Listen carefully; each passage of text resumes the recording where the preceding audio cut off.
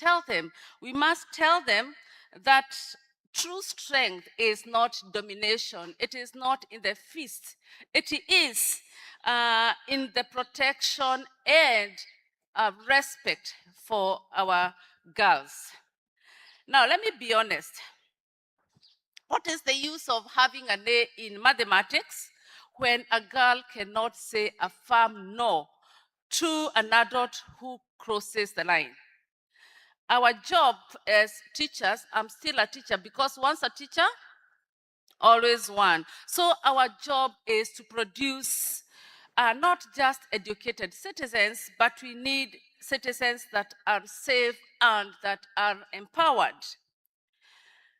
But schools cannot do this in vacuum, which is why I want us to talk about the platforms that you have as principals.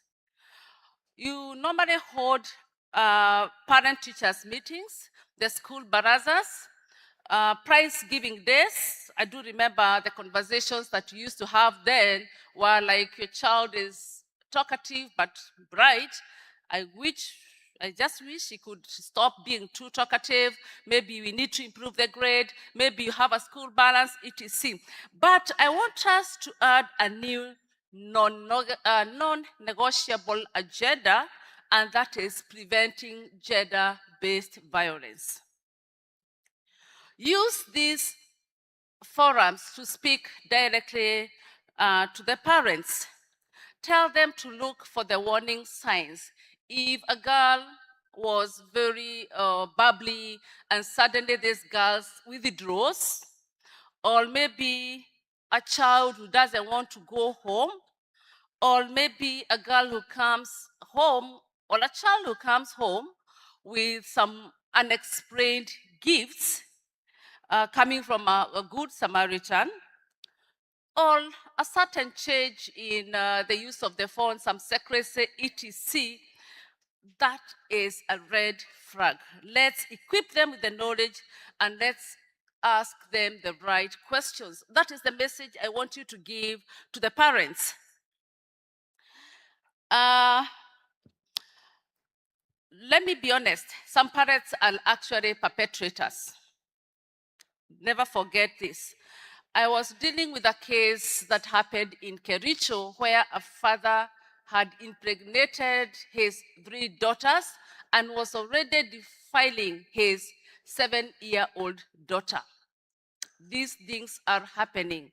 I was dealing with another case in Makueni. Those people from Makueni might have heard about it, where a father was defiling his 7 children, boys and girls, all parts, everywhere. Now, these things happen.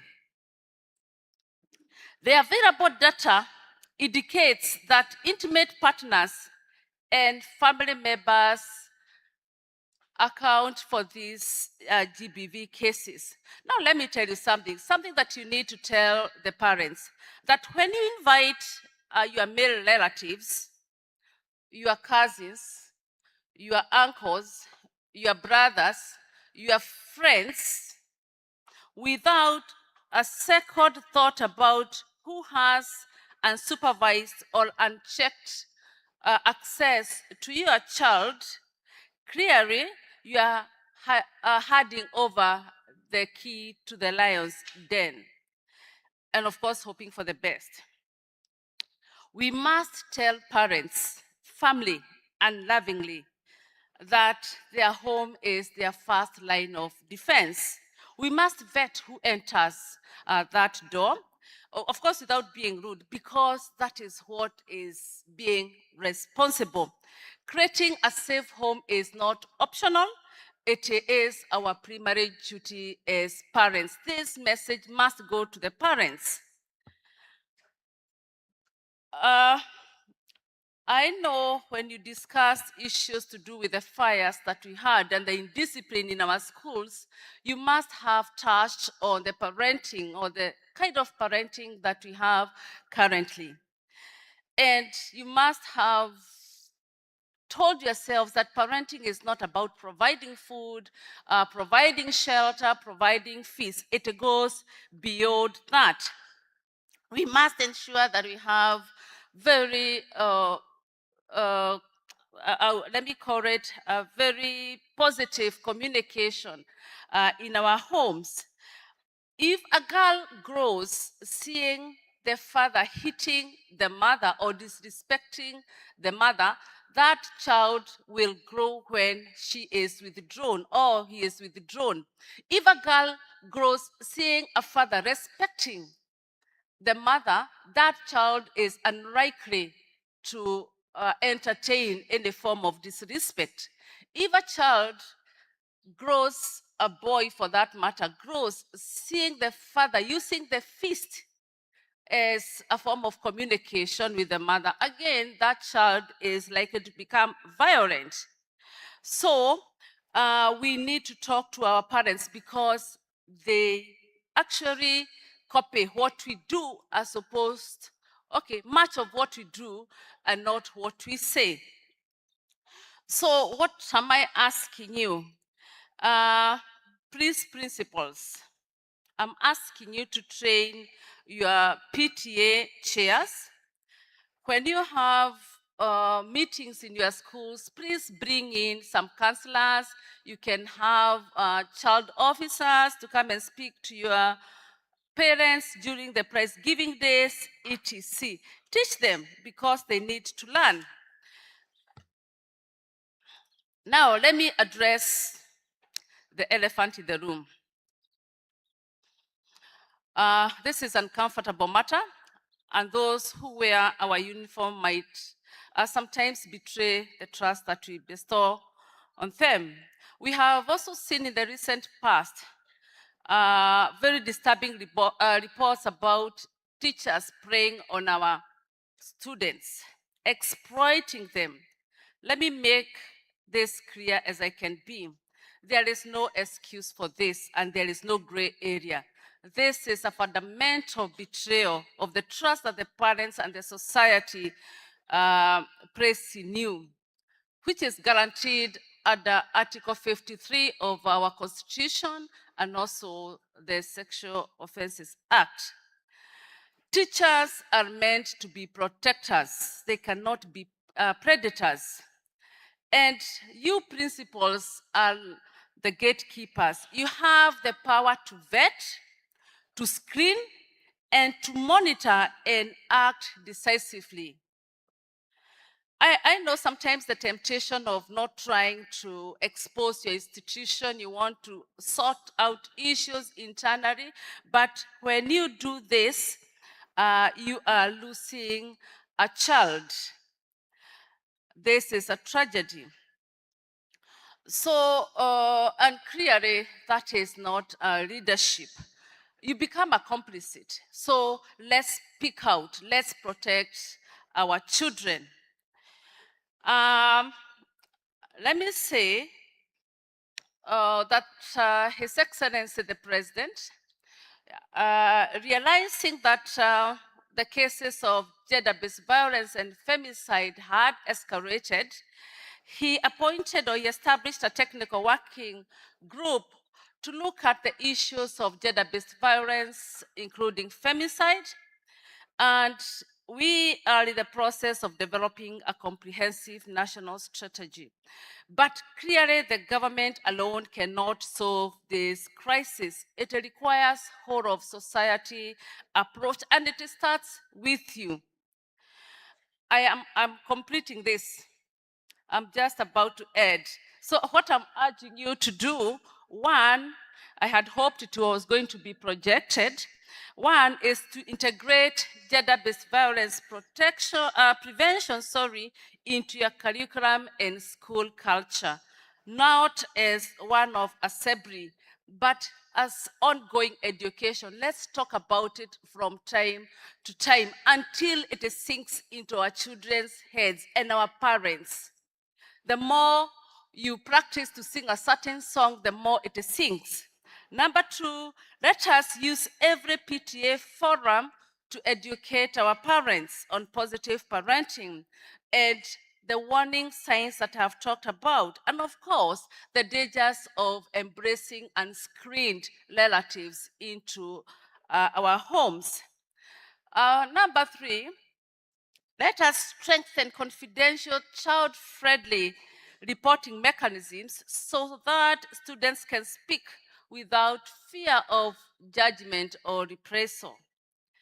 4, please vet, and I repeat, vet and monitor every adult on your compound. Let's be vigilant. Watch for the signs of grooming and exploitation, because that is where our girls get exploited, get defiled, get raped, etc. Finally, please speak out. Break the silence, because the silence is the one that allows our predators to operate. If you see something, please make sure that you say something. Let me leave you with this. I have stood where you are studying.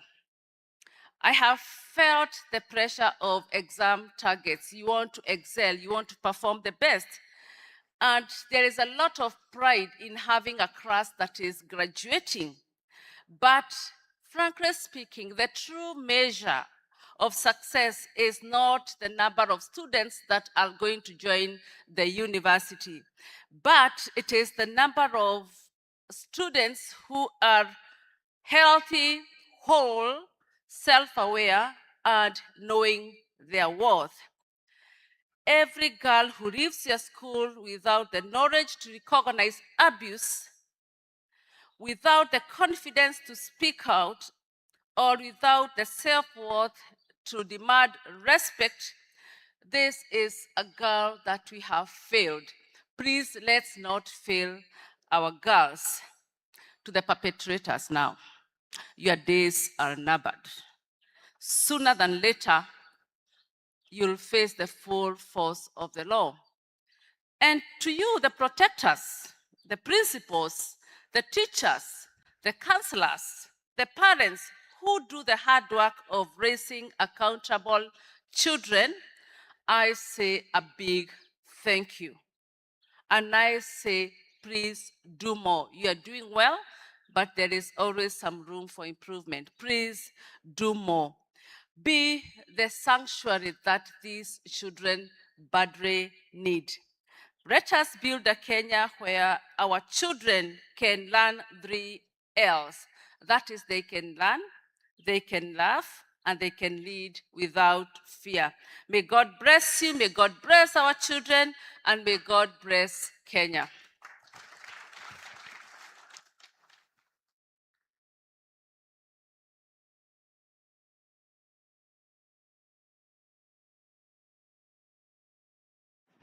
Thank you so much for the presentation. I call upon Jacqueline Kusunza, the chair, Kitui County, to come and award the presenter. Meanwhile, Professor Ongondo, Dr. Joan Ngunzi, kindly come forward also for your awards. Professor, come forward. Dr. Joan Ngunzi, come forward for the for your awards. Thank you.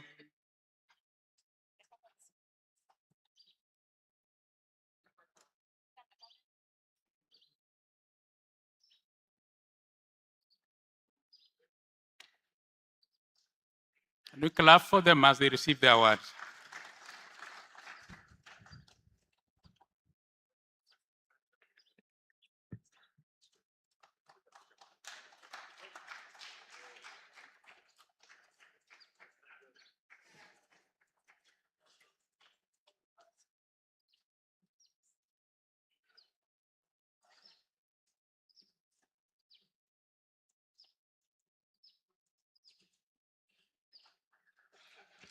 Clap for them once more.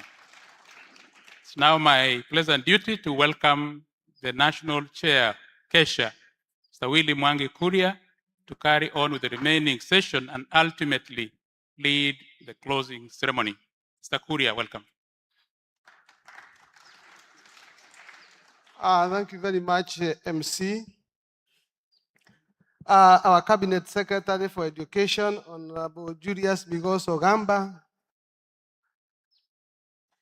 our Principal Secretary, State Department of Education, and learning, Mr. John Likakine Oltua, the Principal Secretary, State Department for Gender and Affirmative Action, Madam Anne Wangombe, the Chairman of the Teachers Service Commission, Dr. Jamrik Muturi,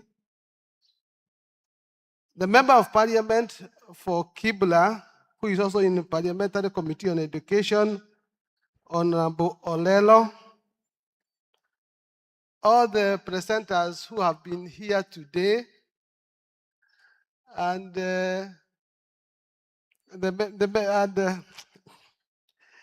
the county officials, the national officials, all the delegates, distinguished guests.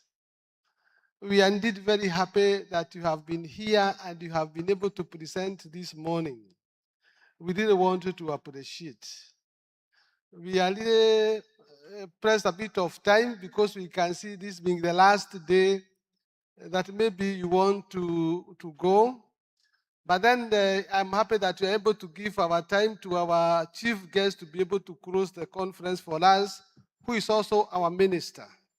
So it means we shall take very little time. And today I want to do it a bit differently because I don't want to start here alone. I want to start with the National Governing Council here as I make my presentation so that we finish together. So you can be coming here, the National Governing Council. As you come, I want to continue. First, as I said, is to thank the Minister, the Cabinet Secretary for Education, because of finding this time to be here. During this week, we have had a lot of consultations, we have had a lot of engagement on matters education, and we discussed so many things, because from Friday when we had the exhibitors, then on Tuesday the PS education was here and the directors. Then we had the opening ceremony on Wednesday and the head of public service was in charge. On Thursday we had the Teacher Service Commission, the CEO and the directors, and today we have you. So, during this time, there are some things that stood out. The ones that we discussed so many things, but there are those that stood out. And I just want to make a very brief highlight of those things that really stood out in this conference during our presentation as they affect schools. And among them is the school uniform policy, where we say that there is need to make the uniform fairly reasonable and affordable for the learners. And this was in agreement. And we found that the current uniform in most schools cost about 9,000 to 10,000. If anything is above that, it is because of the bedding, that is the blankets, the bed sheets, the mattress, the PE uniform, and all that. We are very fearful that if there is a change of uniform to be a standardized one for the entire country, it is going to cause a lot of maybe indiscipline in our schools, because we may not be able to know who are our students. We may find students going in other schools and masquerading as if they are the genuine students of that school. So we say that maybe we need some engagement on the way forward, but we are in agreement that the uniform need to be affordable. The other issue that stood out is the issue of school unrest, which we have really witnessed over this term. It's a bit threatening, it was a bit worrying, and therefore we say that this threat requires urgent investigation and intervention to address its root causes.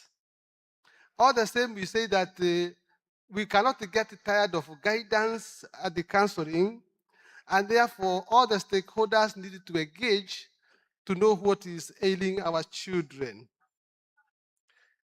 The other issue we saw that stood out is the issue of school fees. This has been a major issue all the time. In fact, since you joined us, the minister, we have always talked about this one. At this time round, we went further than complaining. We actually set out, we actually went out to find out how much a student spends in a school in a day. And finally, we came to the conclusion, because when it comes to eating, it requires about 240, that is the borders.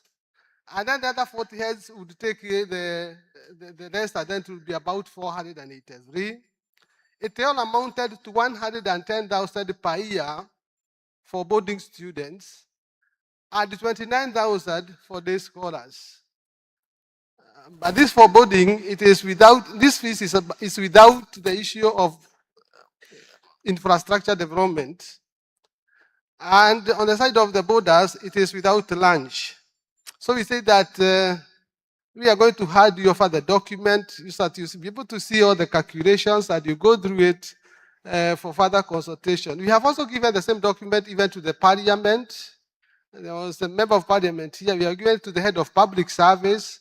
We have given it to the Teacher Service Commission, the CEO. And today we have your copy, and that one of the chairman of the Teacher Service Commission. The other issue that also came out was the issue of the junior secondary schools. And we found out that since the implementation of JSS, some of the secondary schools are closing, others are without kids. They are not learners. They cannot sustain themselves. You see, it is about 1 million children who are removed from the secondary to the primary schools through this. And therefore, you find that most of the facilities in high school are not being utilized.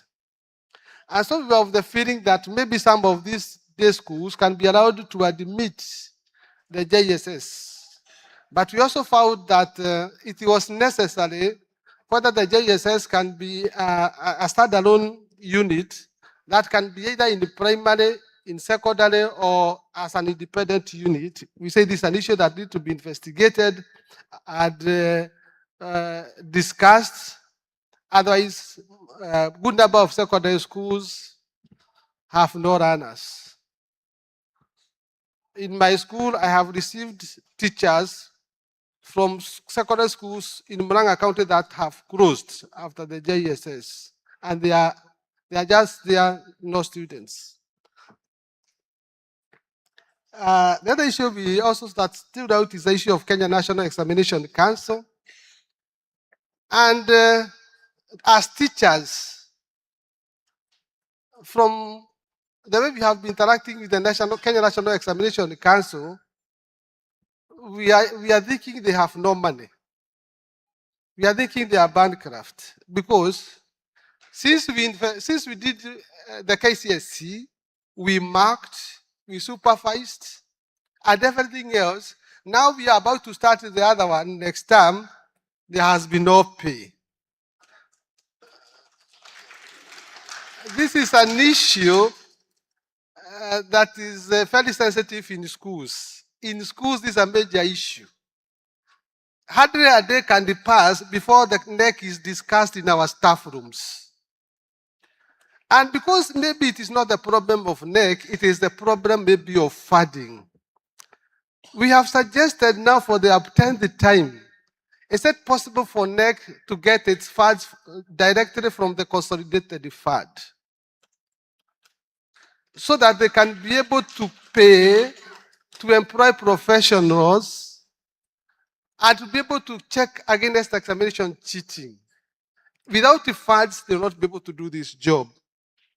So we are requesting for the future of for the future of NEC and the future of exam in this country, we would wish that the NEC becomes an autonomous body legally, so that they can be able to get funding direct from the government, so that these teachers, all of us, can be able to get their pay, and so that NEC can also be able to do its functions very well.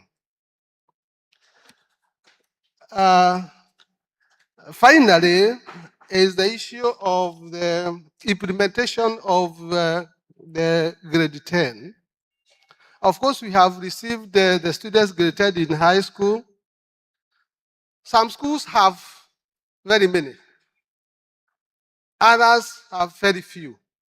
The reason is, the issue is the economies of scale. The many students you have, the more capitation you will have. So, if I have to survive, I have to take as many as they come. After all, there is one empty class, which is supposed to be Form 2. So most of us are admitted Form 1 and Form 2 together in this JSS, so that to bridge the gap that is created because we have no money. Once we did that, there are some schools that then suffered because they could not get students. That is one challenge that we have in the grade 10 admission. You know, the students are few, but we continue to pay the same salaries. We continue to pay the same bills. So that is why we are admitting many. So that is one challenge in grade 10 admission. Some schools have more, others do not have. And maybe that's why I'm saying we can revisit the issue of JSS. When some of us were in high school had 6 classes, and primary school had 7 classes. Now, all the classes in secondary have all been taken to the primary, leaving 3. Those are the challenges we are having. And those facilities still remain. I know that Professor KACD has been here. I can see him there, and he's doing some good work as far as the textbooks are concerned, but still the textbooks are not adequate. I'm told that we ourselves have to blame for sometimes that we are not giving enough data in the right time, and I also admit that. But honestly, there are some schools have got a shortage of grade 8, grade 10 textbooks. We have, but they are not enough. So something needs to be done so that these textbooks are available in schools. We are now in the second term. We are the second part of the second term, and the most schools do not have these adequate textbooks. The other problem on grade 10 is the shortage of specialized teachers. These subjects that came, they are not teachers. We are requesting the teachers who are there to whether they can teach this subject. You are in the faces, can you teach electricity? Since my friend Madame was a teacher of geography, maybe if she was there, I would request her to teach fisheries and the marine. It was those times. That's how principals are surviving. You just negotiate with the teachers in the staff room, and sometimes they may accept, sometimes they may not. Sometimes we are trying to get teachers who are not actually registered by the Teacher Service Commission. I hope the chairman is not listening to that one. But we are being forced sometimes to look for teachers from the other TVETs to come and help us in this area. Maybe something can be done. Otherwise, because of time, I want to add there, because I have the document which you will carry home. Today I told you, Minister, I'm going to be very brief. But it is important that I just take 3 minutes and read what I had prepared for you. As we gather here today to bring curtains down on the 49th KESHA KCB annual conference, I'm filled with the immense gratitude and the pride over the last 5 days, from 22nd to 26th June, we have engaged in meaningful discussion and shared experiences, exchanged innovative ideas, and reflected on the future of education in our country under the theme, Strong Schools and Collaborative Leadership for Promoting Competency-Based Education. On behalf of the Kenya Secondary School Health Association, I extend our sincere appreciation to all those who have contributed to the tremendous success of this conference. First and foremost, we convey our deepest gratitude to the Chief of Staff and Head of Public Service, Mr. Felix Koskei, for graciously officiating the opening ceremony and for delivering an inspiring message that set the tone for our deliberations. His insights on leadership, service delivery, and national development challenged us to embrace our role as transformative leaders in the education sector. I also wish to express a profound appreciation to the Ministry of Education under the able leadership of the Cabinet Secretary Honorable Julius Bigos Ogamba. Your unwavering support, commitment to education reforms, and the continuous engagement with the school heads have greatly enriched our discussions and reaffirmed the Ministry's partnership with KESHA on advancing quality education. To the Teachers Service Commission, we sincerely thank the Chairman and the Chief Executive Officer. Your participation and insightful engagement, your contributions on teacher management, professionalism, and educational quality have been invaluable to school principals gathered here. Our gratitude equally goes to the Principal Secretary, State Department for Basic Education, Dr. John Olotua, for his invaluable insights and the considered perspective throughout the conference. Your pragmatic approach and dedication to addressing issues affecting schools continue to strengthen the bond between policy and practice. We are equally honored by the presence of the Principal Secretary, State Department for Gender and Affirmative Action, Madam Anwa Ngombe. We appreciate your contribution and your commitment to promoting inclusion, equity, and opportunity for all learners within our education system. I wish to acknowledge and thank all our keynote speakers, facilitators, panelists, resource persons who dedicated their time and expertise to guide our discussions over the various days of this conference. Your presentations challenged us to think differently, opened new vistas, and provided practical solutions to the challenges facing education today. Special appreciation goes to our sponsors and partners whose support made this conference possible. We particularly thank KCB, our long-standing partner and principal sponsor, for your unwavering commitment to the education sector and to KESHA. We also extend our gratitude to all other sponsors, exhibitors, and stakeholders who partnered with us in diverse ways to ensure the success of this event. To all principals across the country, thank you for your active participation, discipline, engagement, and commitment throughout the conference. Your presence and contribution demonstrates your dedication to continuous learning and your determination to provide quality leadership in our schools. As we conclude this conference, we do so with the renewed hope and the confidence. The knowledge shared, networks established, and experiences exchanged during these 5 days will undoubtedly strengthen our capacity as school leaders. We leave here better equipped to implement the competency-based education framework, foster collaborative leadership, and build stronger institutions that nurture the talents and aspirations of every learner. The value of this conference extends beyond individual principles. The ideas generated here will positively influence our schools, the wider society, and ultimately the nation. By strengthening leadership in our schools, we contribute directly to the development of responsible, innovative, and competent citizens who will drive Kenya's social and economic transformation.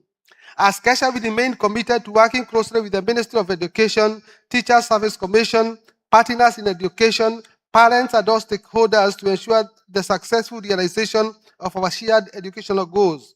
As we depart, I encourage all delegates to return to their stations energized, inspired, and ready to translate the lessons learned into meaningful action. Let us continue supporting one another and sharing best practices as we advance the noble cause of education. Finally, I wish all delegates safe travels and journey masses as you return to your respective countries and schools. May you reach your destination safely and carry with you the spirit of shared dream, innovation, and excellence that has characterized this conference.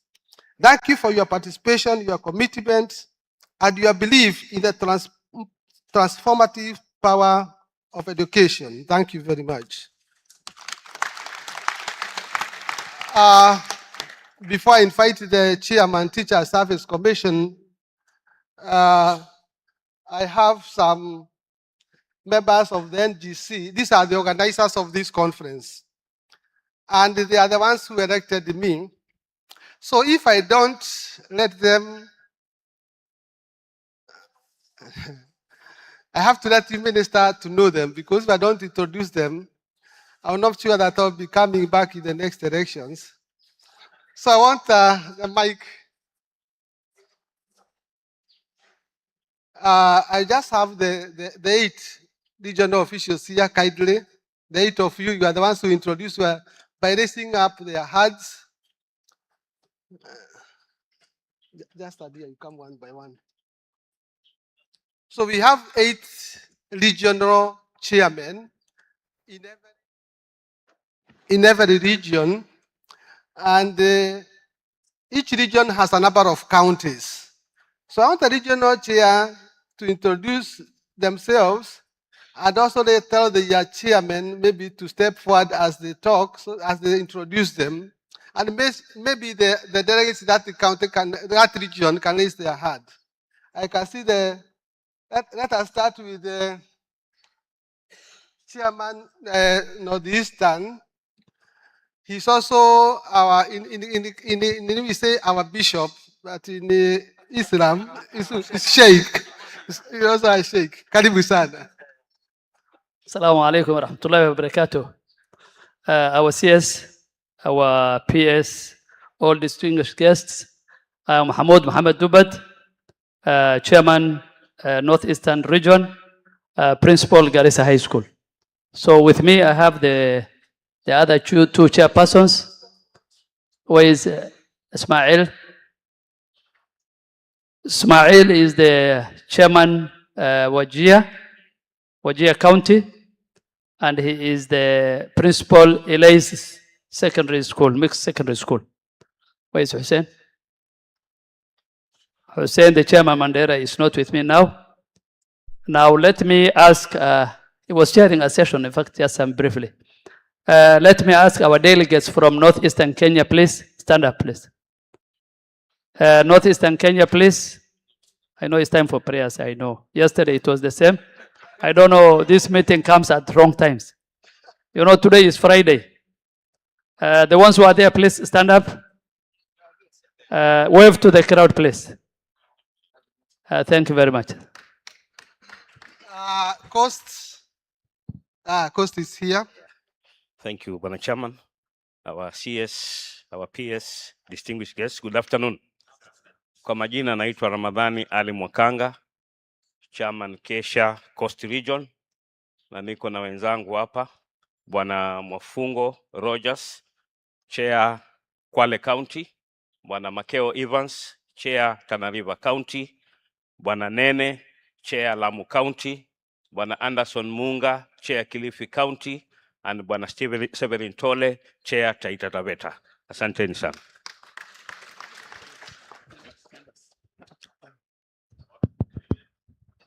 Bismillahirrahmanirrahim. Good afternoon, sir. My name is Hirbo Mude. I am the regional chairman in Nairobi region. Nairobi is unique, sir. We don't have county there. I'm the regional chairman and also the county chairman. Thank you very much, sir.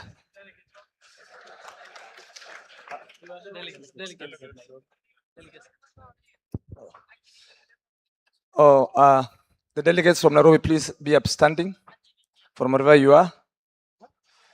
Delegates from Nairobi, very good. Sir, you can see they're all over the place. Thank you. No, Central. Maybe. Then you come. Thank you, Bwana CS. In Central region, we have 5 counties. And on that side, we have Mr. Geto of Murang'a County.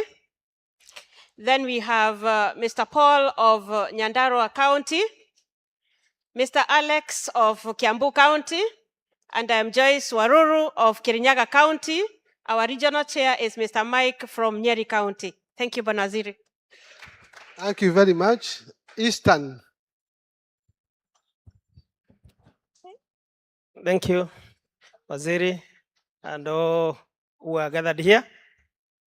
My name is Joe Ben, the Principal St. Mark's ENA in Embu, the Chairman Eastern Region, and also Chairman Embu County. So with me are the county chairs from Embu, from Eastern. We have with us Mr. Ndivo Moya from Makueni. Then we have Madam Jacqueline Kusonza from Kitui. We have Bwana Karani Mboe, he is from Meru. We have Bwana Robert Njage, he is from Tharaka Nithi. We have Mr. Kavuvu Stephen from Machakos. We have another one, some two others. The chair Marsabit, and then the chair Isiolo. They are still around. Wameenda maombi, hawa ni watu wa maombi saa hizi. Delegates from Eastern, tafadhali tusimame. Delegates from Eastern, they are quite a number. Thank you very much. Thank you very much. Thank you very much. God bless you. Asante sana, Bwana Waziri.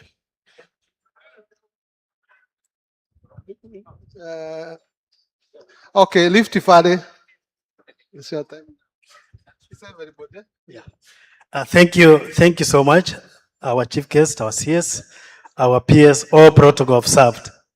I am Sigei Cornelius, Principal St. Benedict Abkimolo Pamet, and I am also the chairman, Rift Valley Region. I humbly want to request my colleagues, members of the Covenant Council, Rift Valley Region, just come around, Tafadhali. I would wish to humbly request them just to mention their name as they introduce themselves, kindly. Daktari Ngetich wa Shingishu. Bernard Masinde, Trans Nzoia. Kipsang Kericho County. Frederick Cheboyo, Baringo. Maurice Choge, Nandi. Michael Chiriot, Elgeyo Marakwet. Lausoko, West Pokot. James Lepersanti of Samburu County. Thank you so much. Humbly, delegates from Rift Valley, kindly stand. Rift Valley Region delegates, simameni alafu tusalimiane wote. Tafadhali, let's wave to our guest. Karibu sana. Thank you so much. Thank you very much. Western. Our guest of honor is our CS, Mrs. Pamela Otieno, Chair Vihiga County, standing in for our regional chair, Mr. Michael Amkoa. Vihiga County has Western region has 4 counties. I'll want the chairman to introduce themselves. Robert Nabiswa, Chair Bungoma County. David Masse, Chair Busia County. We also take pride in the post of the National Organizing Secretary, Mr. Albert Masiolo, who is the principal, Vihiga High School. Delegates from Western Region, kindly stand up. Delegates from Western Region, thank you so much. Thank you very much. Nyanza.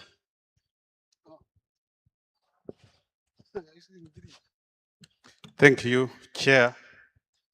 Thank you, CS. Allow me to ride on the existing protocol and say that I'm Dr. George Opeo, Principal, Dr. Logombe Mixed Secondary School, Chair, Nyanza Region.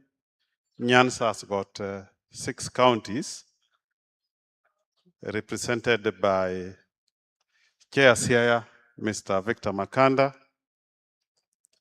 Chair Homa Bay, Mr. Joseph Ayeko, Chair Nyamera, Job Oira, and Chair Migori, Dr. Peter Magawi.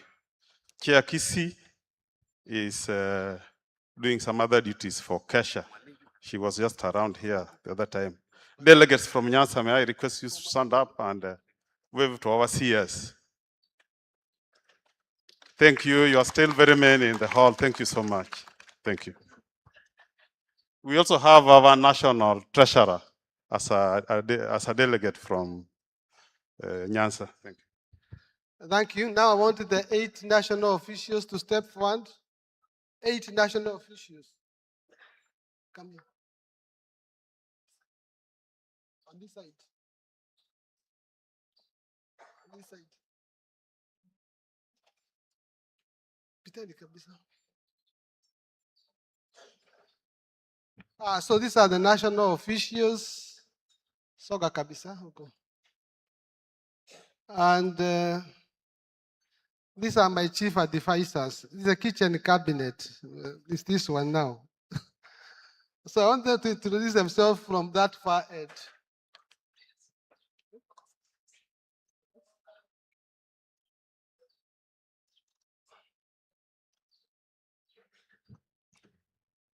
All protocols observed. Margaret Njaga, the Vice Organizing Secretary, but also from Nairobi, Moi Girls School, Nairobi. Riding on the already established protocol, my name is Abdinur Haji. I'm the Secretary General, coming from Wajir, leading a school called Sabunle Boys. Thank you. Our chief guest, I'm John Mille, the Vice Treasurer from Kitui County, a school by the name Jambo Secondary School, Senior School. Thank you. Our chief guest and all the distinguished guests, delegates, my name is Joyce Omondi.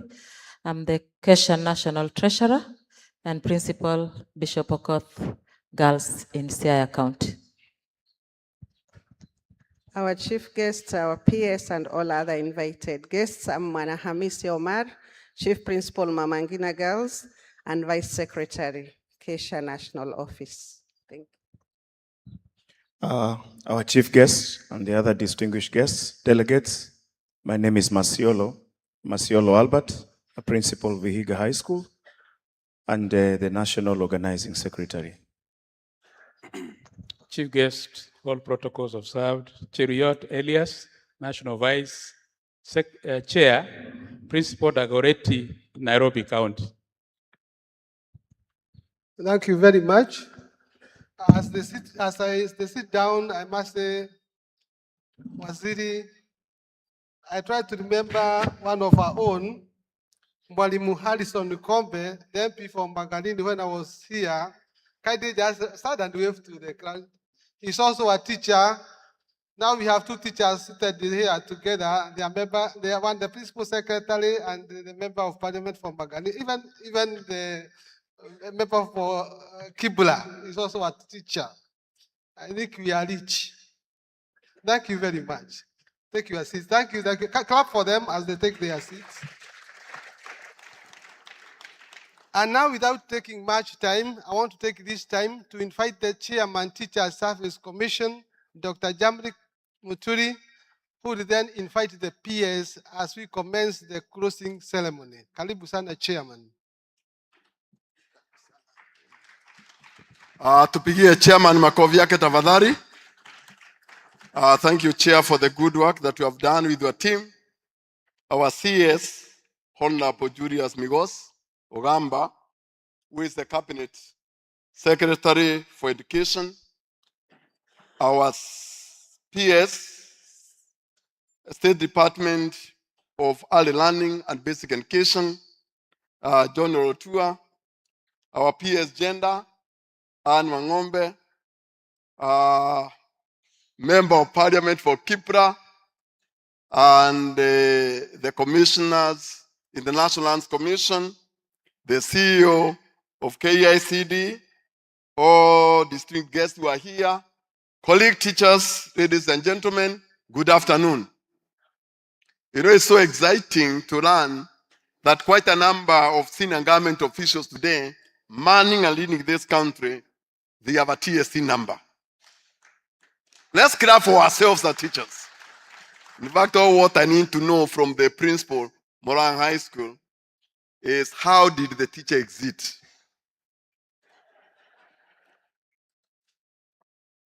And follow the CS, who is the lawyer, so that we can follow the legal procedures to find out whether the exit deserves a show cause letter. I know even the current PS pass through the class. So we have so many people that we are going to find out. And also my brother, the former principal of Upper Hill High School. And I would like to promise you, if you have not been paid your dues and you left honorably well, we will ensure that you get your deals on time. Sion Sawa.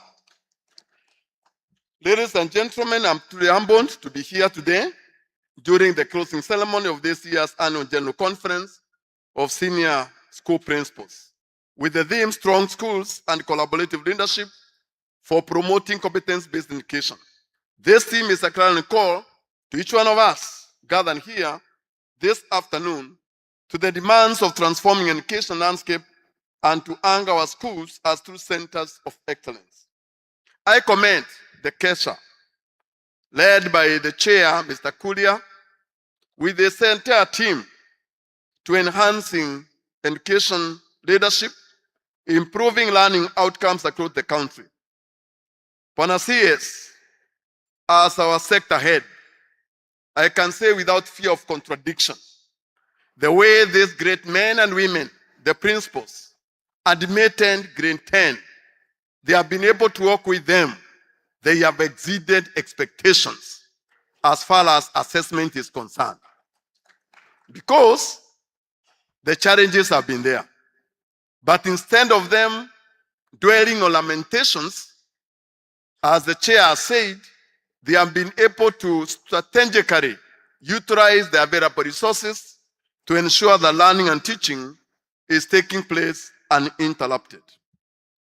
I am pleased also to note that despite the challenges facing your principals in the education sector, you as school leaders across the country, you have demonstrated resilience. I repeat, you have demonstrated resilience, professionalism, as well as dedication to duty, even when surrounded by challenges beyond your ability to solve. But allow me to say, as a commission and as an entity, we will walk the journey with you of school leadership by retooling you, exposing you to the right pedagogies that we require, not only to man the schools, but also to be able to handle the students, the learners, as was rightly put by Professor when he was presenting here. The government of the President, William Samoei Ruto, has really done quite a lot for this country, and more so for the teachers of this country. And it reflects a growing recognition of the centrality of teachers to national development. The Commission has benefited with a very high budgeted allocation. The CS will agree with me, from the budget you have been given from your sector, I'm taking more than half. Actually, it's about 454 billion Kenyan shillings. Tupigie President Makovi na Parliament, kiongozwa na mheshimiwa hapa na wengine. From this money, sir, more than 98% goes the salaries of our employees. However, part of it, 4.9 billion for this financial year 2026-27, it has been allocated for conversion of JES teachers or interns into permanent and pensionable terms. That will boost the morale of the teachers, that will improve their welfare, and it will also assist in retention of these teachers. 2 billion, sir, has been allocated to promotion of teachers. And I can tell the hands here and the teachers across the country, because I'm properly monitored and oversighted by a committee of education, by August we are going to advertise the promotion vacancies, and we are going to promote more than 30,000 teachers. From grade 4, D4, D5, D3 to D4, all the way to C2. That's not a mean achievement, and it is out of the government's desire to motivate our teachers that the promotions have been very forthcoming. In addition, sir, we signed a CBA with the unions, and it has several phases. We have been allocated 8.4 billion for increasing the teacher salary as from 1st of July this year. So that money has been allocated, and we will ensure that it is paid. It may sound as if there is not much being done, but that effort, to me, is exceeding expectations. Allow me to say, sir, on the promotions, for the last 3 years, the president has been in power. You realize that 274,000 teachers have been promoted. Out of that, 100,000 have been promoted on PNP, while 174,000 have been promoted on common conduct. Members who are here, some of them are here because last year they were promoted. In fact, this year they were promoted. And we will continue promoting our teachers. And I will request my brother here, Bwana Olero, with this committee. We need more money so that we can be able to mop up all those teachers who have stagnated in various job groups for long. In fact, sir, in our promotion, we are considering merit, performance, productivity, and stagnation. So that those teachers really who have stagnated for many years, then we give them a special consideration. When we signed our CBSR with the unions, we agreed that we are going to review our career progression guidance. The one we are operating with was done way back, 2016, when we are in the 844, the only curriculum then. Now with the new curriculum CBE, you realize there are so many factors in play. Out of that, Bwana CS, we have been able to under a lot of stakeholder engagement. We have engaged the unions, we have engaged KESHA and KEPSHA, and we have already finalized the review of our proposed CBG. And in this CBG, it is addressing the gaps that we have noted as we have been implementing the previous CBG. The current CBG, sir, is a game changer in the following ways. One, it will allow a classroom teacher to grow to the highest possible level of teaching profession without necessarily becoming an administrator. So it has a dual pathway. One pathway where a teacher can grow as English teacher or general teacher like PS Wangombe and grow to the highest possible level. Because we have teachers who are very gifted in their subject areas and various areas, but they may not be equally gifted to be school administrators. So they'll reach a certain level where those who want to become school administrators, they'll just take the path of administration. Just like the universities, we have a full professor in chemistry, and we have a full professor as a vice chancellor. All what the vice chancellor will do, will earn more money because of responsibility. The same way with our principals. Our principals will be earning more money of responsibility as school administrators. But then we have another teacher who is in chemistry, CRA, metalwork, and the like, who will climb the highest possible level. That one we have known that we will be opening chances for teachers to enjoy the path of career growth. Because with the current career progression guidance, it limits promotions. Because like now in high schools, we have about 10,000 teachers. That means that we have certain level number of people who can go to D5. But when it is properly opened, then it has a divergent approach and a convergent approach. That's one that the unions, we have taken them through. We signed on the 18th of this month. We have already submitted to SRC and other arms of government. Once we are given green light, we will be able to implement it immediately. And I think that's a good scoring for you, principals, and the like. Because with the current career progression guidance, sir, if a principal is unable to perform his duties, they know very well that you are told quietly, can you be wise? Now we are saying, instead of telling you quietly to be wise, you can still go back to class. The only what you lose is only the allowance of management. But you still remain performing your duties because you are good in what you are doing, which is very, very progressive. And I believe that is very good compared to what we have in the previous time. Sir, to us, we feel once it is finalized by SRC, we will be able to implement and will be progressing on well.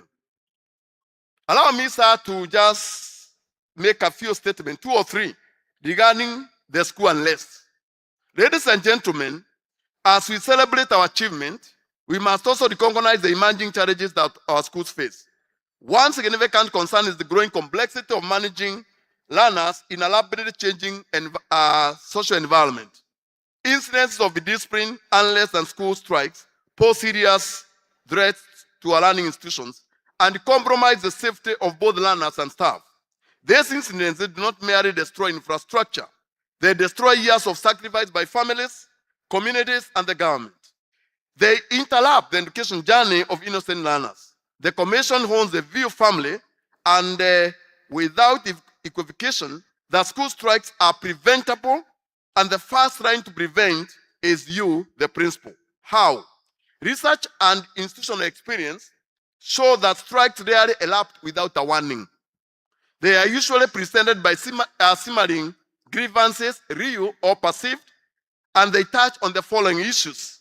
1, around food quality, discipline, parental negligence, academic pressure, bullying, social media influence, teacher conduct, or feeling of exclusion and injustice.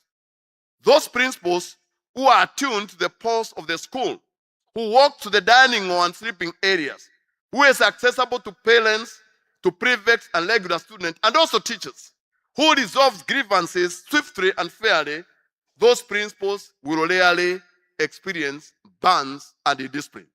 And if they are there, they are able to sort them on time. What are the possible solutions?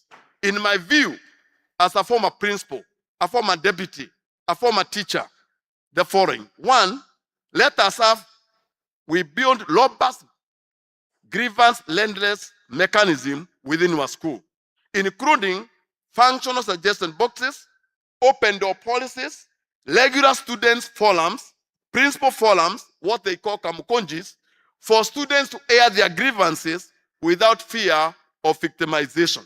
2, empower your student councils and prefect bodies as genuine instruments of student governance, not just merely ceremonial appendages of school administration. 3, collaborate closely with parents, the bones of management, the PAs, the local community to address systemic issues before they escalate. 4, ensure that the teachers under your supervision maintain professional standards in their interaction with learners. 5, engage learners constructively through debates, sports, and other productive activities to enhance their physical, psychological, and emotional satisfaction. 6, enhance guidance and counseling, as well as spiritual and moral values inculcation to address issues of mental health, drug and substance abuse, learning in the institution, and reduce stress as much as possible, because we need to make the learning areas to be student-friendly. 5, report any emerging tension to your county directors and security enforcement agencies immediately, rather than waiting for a crisis to erupt. I urge the principals to follow the Ministry of Education circulars on safety and security of boarding schools to the letter.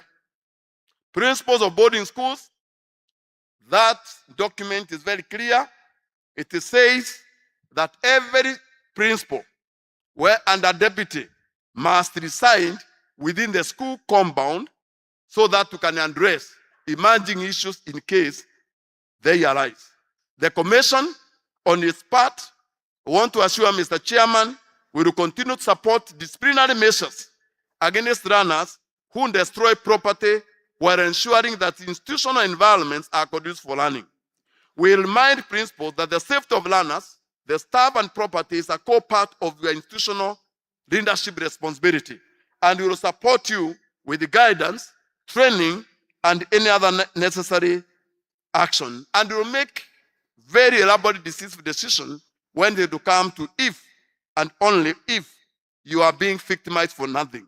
Disciplinary action, therefore, will also be taken to individuals who violate ministerial directives given to us by the ministry and other arms of government. Honest in school, sir, will require all of community approach, as the PS said.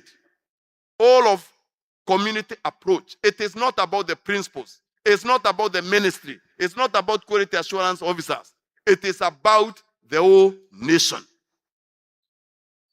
Where all stakeholders, the parents, the teachers, the religious leaders, community leaders, play their cardinal role.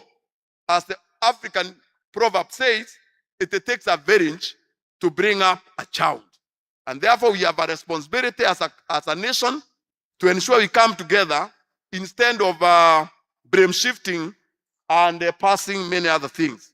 As I conclude, allow me to say that as a commission, we will support the principals present, Mr. Chairman, we will support all the teachers in this country, and I urge all of you, especially the principals, when you advertise for promotions, please make sure that our teachers apply.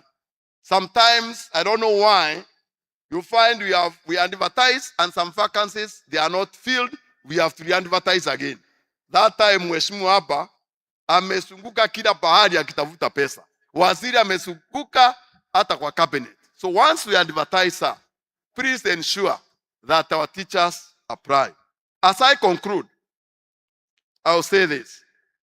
Allow me to repeat the ones from our president that go, 3 of them that says like this. 1, let us not make peace with the mediocrity. Let us not make peace with the mediocrity. Wherever we are, when you are working, let us not make peace with the mediocrity. 2, to succeed as a school administrator or as a leader, believe in yourself, believe in your country, and believe in God. The third one, education is the bridge between promise and prosperity, between poverty and prosperity, between exclusion and belonging. We must give our learners quality education without discrimination. No child should be left behind regardless of geographical location, denomination or religion, or the social upbringing. With those many remarks, let me take this opportunity, therefore, to thank all of you and appreciate the fact that our CS, who is our sector head, has really been supporting us, even as a commission, when we are implementing our services. Let's give our CS a lovely hand for actually leading this sector in a very good way. I'm being requested, before I invite the CS, to invite the chair of KESHA to read the conference resolutions so that we can also be able to hear from our peers. Thank you so much. God bless you. God bless Kenya. God bless all of us.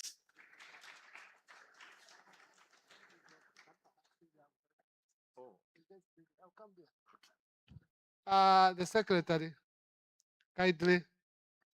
The resolutions of the conference, maybe in 3 minutes, kindly. Mr. National Secretary, clap moja kwake. Yeah, he wants to read for us the resolutions.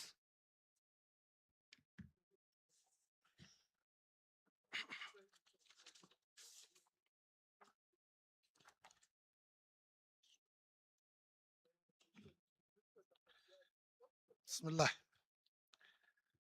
Our Cabinet Secretary for Education, Mr. Julius Migos Ogamba. Principal Secretary, State Department for Basic Education, Mr. John Lekakeni Ololtua. Principal Secretary, State Department for Gender and Affirmative Action, Ms. Anne Wangombe. Chairperson of Teacher Service Commission, Dr. Jamlek Muturi.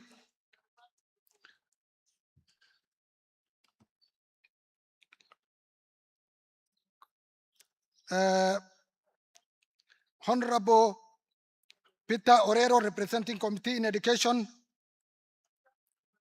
Parliament, other honorable members present, our regional, our directors from both the ministry and the TSC headquarters, regional directors, both ministry and Teacher Service Commission, our delegates, distinguished guests, ladies and gentlemen, Assalamu alaikum. Good afternoon. Allow me, sir, with humility to take you through the resolutions of the 49th Annual National Conference Summary, date 26th June 2026. Following extensive deliberations, the conference adopted the following resolutions. 1. Strengthening competence-based education. Principals will provide transformative instructional leadership, champion change management, and mobilize resources to ensure the successful implementation of competence-based education. B. Schools will prioritize the development of 21st century competencies, including digital literacy, creativity, critical thinking, communication, collaboration, problem solving, and responsible citizenship. C. KESHA will strengthen strategic partnership with educational institutions, development partners, and the private sector to support teacher capacity building, digital learning, innovation, and the provision of quality CBE resources. 2. Mental health, guidance, and counseling. The conference resolved that the increasing cases of school unrest and fire incidents should be addressed primarily as indicators of mental health and psychosocial challenges rather than solely as disciplinary issues. Schools will strengthen guidance and counseling services by establishing comprehensive learner support systems, adopting trauma-informed approaches to discipline, creating safe reporting spaces, and promoting learner participation through structured student voice platforms. C. The conference called upon the Ministry of Education, the Teacher Service Commission, and the teacher training institutions to strengthen the capacity of guidance and counseling teachers through continuous professional development, specialized training in mental health, psychosocial support, trauma management, substance abuse prevention, conflict resolution, and adolescence counseling.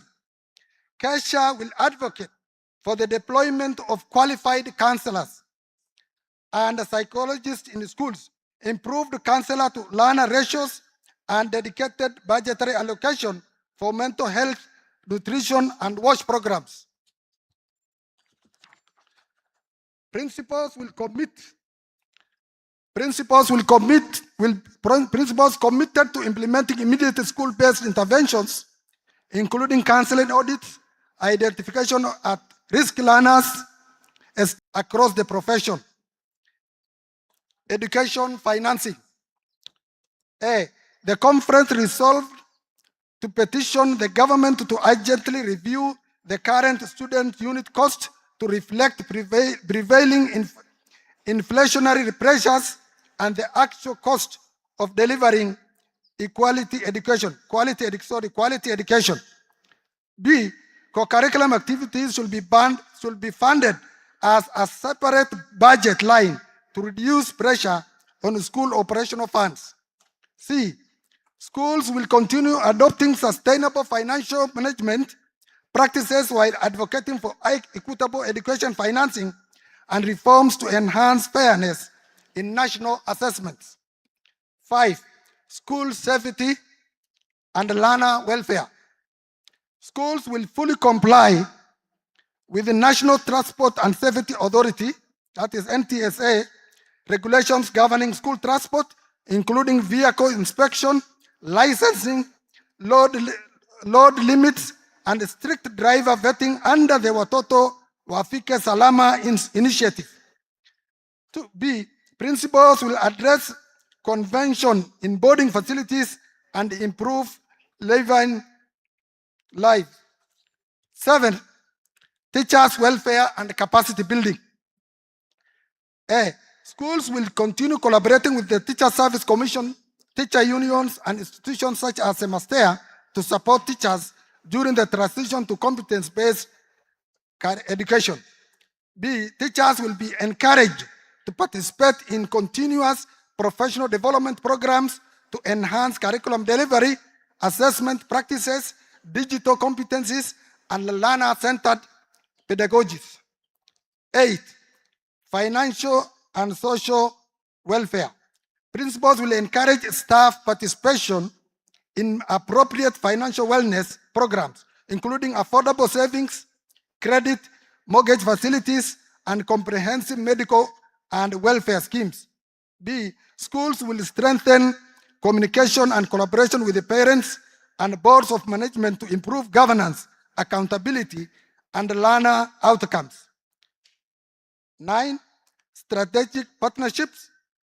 The conference welcomed continued collaboration with government agencies, development partners, financial institutions, publishers, technology organizations, and other stakeholders to support competence-based education, teacher welfare, school safety, digital learning, and institutional development.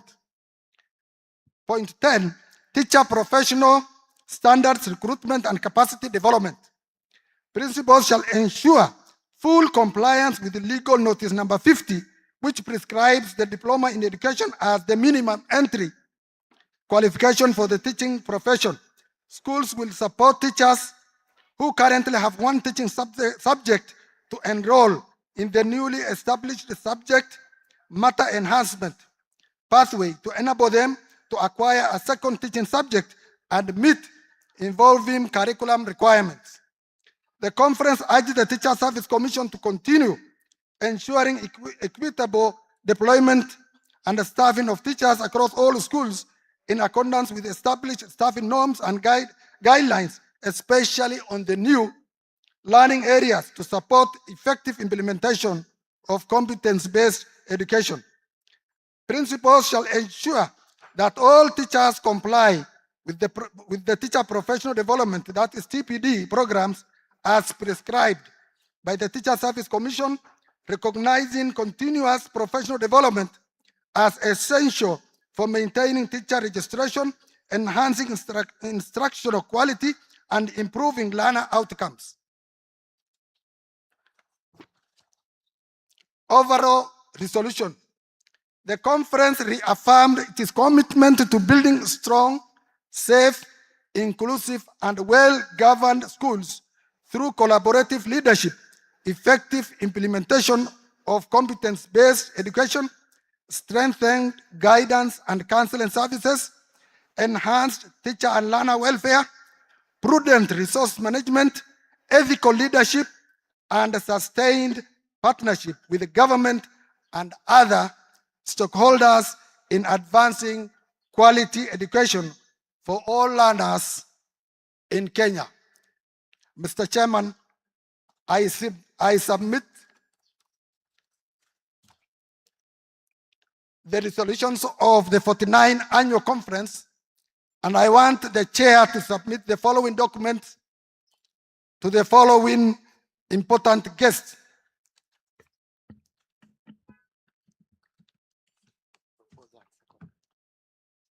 Thank you. Before we give the document to the Cabinet Secretary, I am requesting for a proposer and a seconder.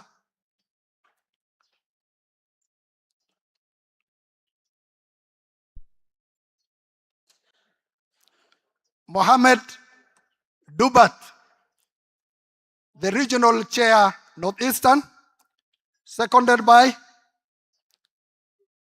that is Mr. Bore. The chair from Nandi, Peter Stanley Gidu from Murang'a County. Chair, thank you. Chair, kindly.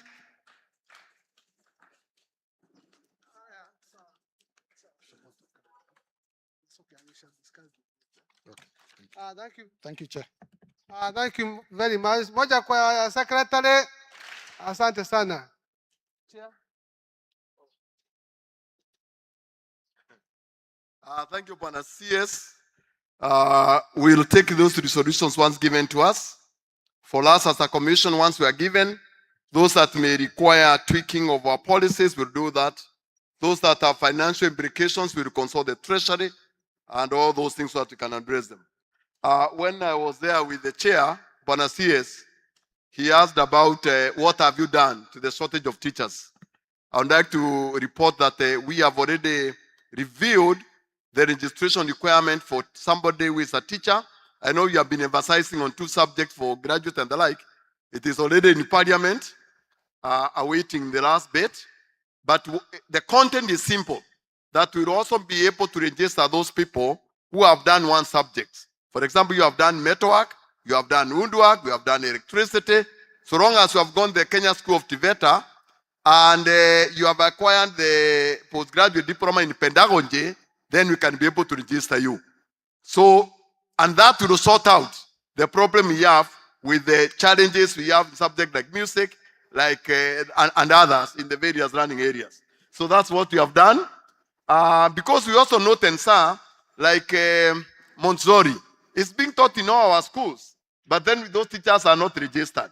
Even Chinese actually is taught, and we don't have teachers. So we have done that. Actually, for Chinese, we have a memorandum of understanding with the Confucius College in the University of Nairobi, and we have opportunity for our teachers to train for 1 year in Confucius in College, University of Nairobi, and 1 year in China.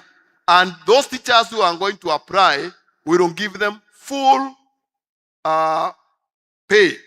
We will give them leave with pay, so that for the fee, for the 1 year they will be in Kenya, they will pay for themselves, but the 1 year they will be in China, the Chinese government will pay for them.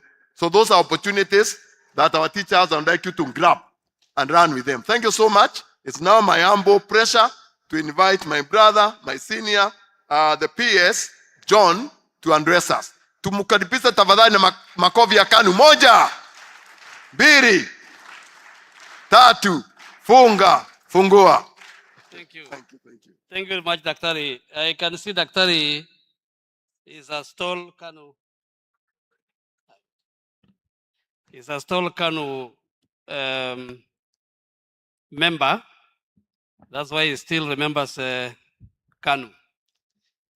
Now, our chief guest for the closing ceremony of the KESHA National Conference, who is none other than our Cabinet Secretary for Education, Honorable Julius Migos Ogamba, my PS colleague for Gender and Affirmative Action, Madam Anne Wangombe, the chairperson of the Teacher Service Commission, my brother Dr. Jamlek Muturi, whom we worked with in Embu. You know, remember when I was regional director and you were the CC Education. I remember very well. Together with the Teacher Service Commission, all the officials who are present here today from the Teacher Service Commission, my brother and friend, Honorable Peter Orero, the Member of Parliament for Kibra, and also member of the Committee of Education, the National Assembly. Peter, I remember the work we did together. Yeah, when you were the principal and I was your regional director. And I'm happy that you are now supporting us in the education sector in whatever we forward to you. The chairman of KESHA, the national chair, my brother Willie Kuria. I was also your RD in Central. I remember you were in Muranga, boys, that time. I don't know whether that's where you are still. The entire executive. I saw Elias Cheruyot. Where are you? You used to be in the Rift Valley. And the others, I can see you there. Together with all the other members of KESHA executive, the regional officials, county, up to the sub-county level. We are also indeed blessed to have the National Land Commission with us. In fact, we have the vice chair of the National Land Commission together with the commissioners, and the National Land Commission plays a critical role in safeguarding public land. And we are indeed very happy to have you today, and I'm sure you have done your presentation.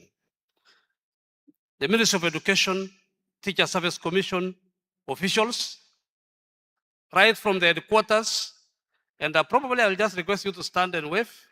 all the officials from the Ministry of Education, headquarters, regional, county. If you are there, just stand. Those who are still present. I know many of you may have left.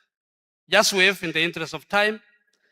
Thank you. Teacher Service Commission, do you have any officials who are still present? Yes, thank you. Just wave. Thank you very much. We also have our CEOs. I saw Professor Ngondo, KICD, and all the other CEOs, please, wherever you are, just wave. In the interest of time, we'll not be able to introduce you. All the principals gathered here today, and all protocols of staff. Good afternoon. God is good all the time. Now, I know we have done a lot, and so I will not actually talk. I will just introduce two very senior people here. Then I'll make one comment, then I'll invite the CS to be able to close. First of all, I have my PS colleague. I know you presented. You did your presentation. I don't know whether they saw your face very well. You can just come again and one comment. Or you can just wave there since you had already done the presentation.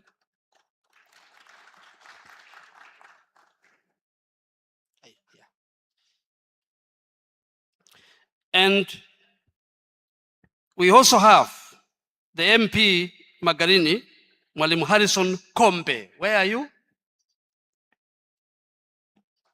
Thank you very much. But before I invite the CS, can I invite Mheshimiwa Peter Orero? Just come and, on behalf of all the members of parliament, at least to say something before I make one or two remarks and invite the CS. Welcome. Asante sana, my RD, the chief guest, the CS, the PSs who are here, my colleague, legislature, Harrison Kombe, all the directors, the TSE official, the chairman of the TSE here, we were colleagues together when he was the principal, and my colleague principal, habari zenu. Mimi sio mtu wa education saizi. Just wait for me pale muko hivi eh? Asanteni sana. Because of time, I know what you are feeling. In fact, I have to congratulate you for being here. During my time CS on Fridays, haungenipata hapa. Ningekuwa najivinjari huko kwa beach na watu wa Mombasa. But these heads have decided to stay here. It means they value education and they value your presence. I want to thank you for coming here. This has been there for very, very many years. It is very nostalgic when I come here. Also to greet my fellow colleagues. I had a long speech written from Parliament to come and present today. But I know that you are already tired. And everyone tired of seeing people in front of you. You are waiting for the chief guest to make his final remark. But allow me just to make a few comments. One or two, I've been told only 3 minutes. CS, unajua sasa I'm coming as a representative of the people of Kenya. But most importantly, the teachers of this nation. Every time we meet in our committee, you have realized that matters touching on teachers' welfare and well-being, I take very, very personal. We are all friends, but when I articulate the matters about teachers, it goes down into my heart. I will talk just about 3 people, and now that you are here, and my good friend the PS is here, before I say anything, I think this is one of the best PSs walimu mutapata.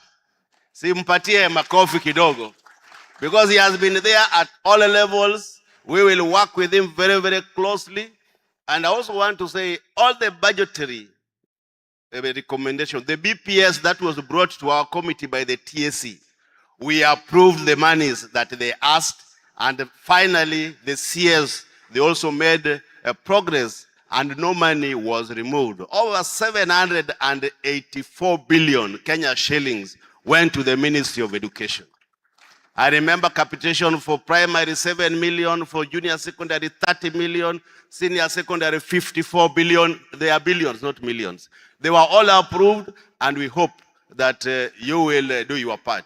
Those three comments that I want to make. One is about capitation. As these heads sit here, as we always go back to our communities, the only thing that the heads talk about is capitation. Sindio? Ama mmepata yote? Mmesikia wanasema hapana. I know it is difficult. We have budgetary allocation for 22,000, but when we called the CS for treasury, he said it depends on the collection of the revenue, which we agree. But that collection of the revenue, when it has been gotten, please let us disburse the monies to these schools before they open the schools, to allow them to plan and plan well for our students. If that happens, the records for the teachers who are here, almost half of them have pressure. They take drugs for pressure, because they take care of our children. Is it fair that we allow these heads of institutions to get diseases that they didn't have because they take care of our students? Let us give them their dues if it is possible, but I know our CS is a good man.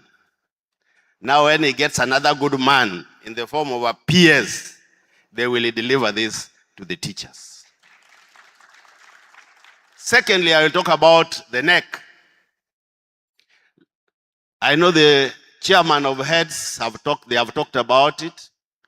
Last financial year, we didn't allocate money for NEC, but this year, we have 9.9 billion for NEC. And also, when during the budget, the CS said there is 1.5 billion to pay the teachers who marked last year. They have not been paid. Through your office, tafadhali isifike August kama walimu hawajalipwa. But I know you will respond to it. I think you have received the money. When you come here, please respond to these teachers. There is no way it can take 1 year. And they left their families, and up to now, the remuneration has not reached them. Lastly, is about sports. Of course, you know I'm a sports person. Those who went for sports last year were never paid for nationals, regional, sub-county until late this year. Yet we have a pathway, our CBE, we have a pathway for sports. We must look at ways of getting money for sports to be ring-fenced in your office. Depending on this sports fund for teachers does not make sense. I used to be the chairman of sports in this country, and I feel pain when the teachers can go for national engagements, East Africa engagements. They use their money, they are broke. Some of them leave their funds for the hotels, and they are teachers. I'm making points and you are not even clapping. Kwani mnataka nifanye nini? Those are points. Ama sio points. Si basi mpige makofi hata mmoja tu. Surely. Anyway, because of time, how many are from Emuhaya here? Emuhaya. Nobody is from Emuhaya? Oh, I can see, when you are a principal, aim higher. Our watu wa Emuhaya, well, they used to hear wazungu saying aim higher. Then they said Emuhaya. Aim higher. You are not meant just to be a principal only. We are here, members of parliament, because we were teachers and we were principals. We want you to join us where we are. We are with my friend Harrison Kombe, and Harrison is also a member of Education Committee. I think mulikuwa mnamsahau because he's from here, this region. Harrison, tafadhali amuka tena. He's my colleague in parliament. na pia ni mwalimu. Lastly, I want to thank the teachers and the heads. Most of you supported me in prayer, in kind, in everything when I was campaigning to be a member of parliament for Kibra constituency. Some gave me 10,000, some gave me 20, some gave me 50. Please don't ask where they are getting the money. Some also gave me 500,000. They supported my campaigns. Na tafadhali msiwache tena. This time round, I'm still coming back. Lakini pia nimetengeneza yangu kidogo. Mutaniongeza tu kidogo ndio nirudi tena. Asanteni sana, Mungu abariki, mukae vizuri na tuonane baadaye. Thank you. A round of applause for Mheshimiwa. Thank you very much. Waziri, mine is to make just 2 comments and invite you. First and foremost, let me also take this opportunity as your PS principals to indicate that I'm satisfied with the deliberations and the resolutions that you have come up with, which you are presenting to us and which we will be able to look at them very critically.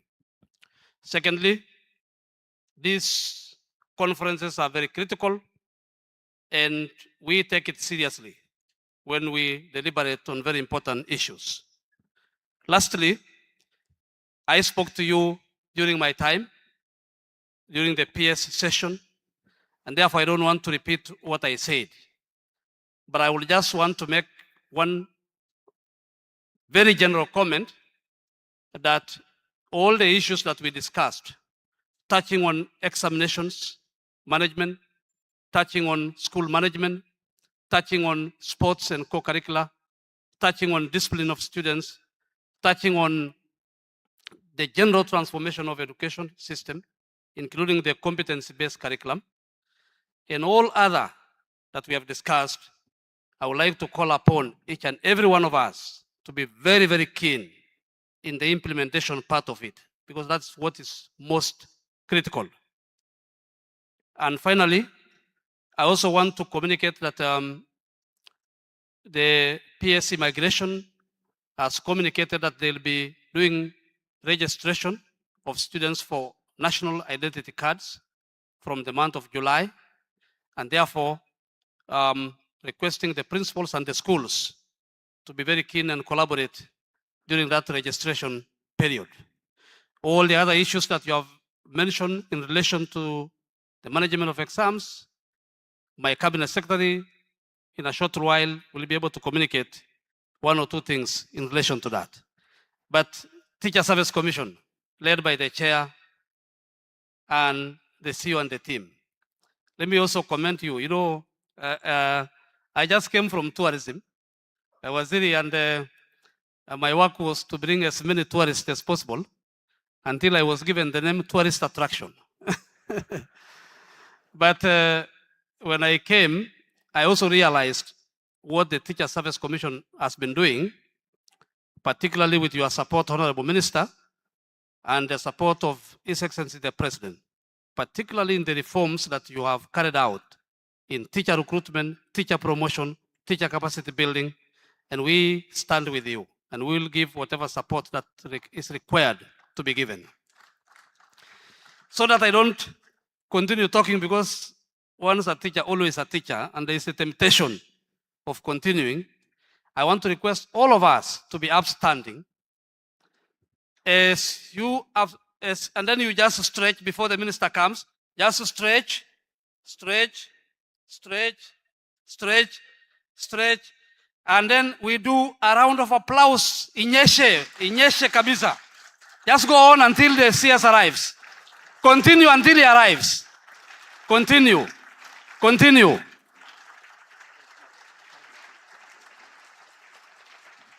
Please be seated. From the issue of the rain, it's obvious that PS John is not a Kanu man.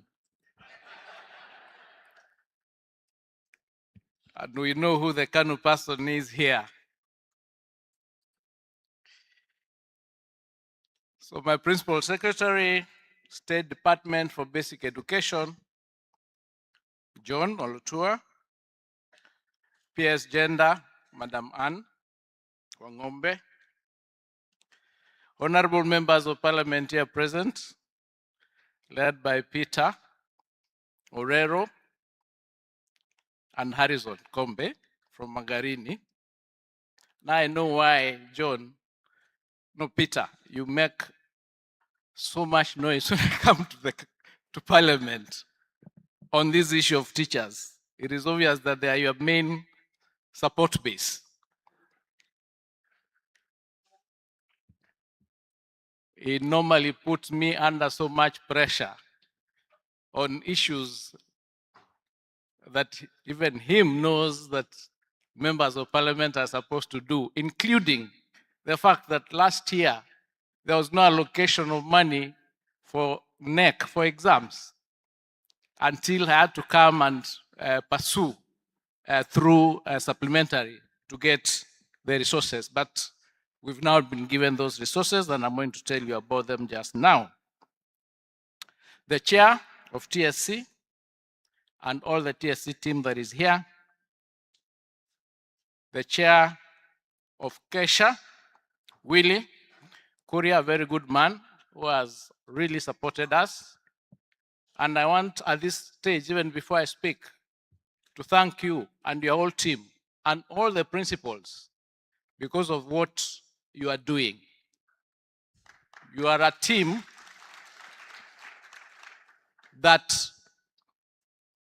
normally would raise a challenge and provide a solution, as opposed to just saying that we have this problem, but there is no solution for it. So I'm very happy with what you are doing, the suggestions that you are giving with respect to the challenges that we have, and which suggestions are going to make part and parcel of the decisions that we make as a government and the policies.